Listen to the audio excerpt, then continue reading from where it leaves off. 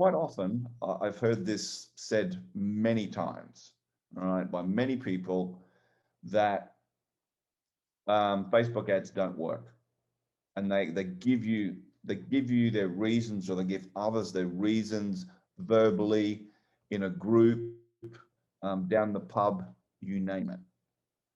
And other people believe that as gospel because, in the land of the blind, the one-eyed man is king. Remember that, right? In the land of the blind, the one-eyed man is king. Right? Now, have I done my own Facebook ads in the past? Yes, I have. Small. Did I get results? Yes. Would I do it now? Fuck no. Now, I used to consult as copy chief to a boutique ad agency, right, where some of their clients were doing 5 million a month, spending $500,000, $1 million a month on Facebook ads, right? That's big dollars.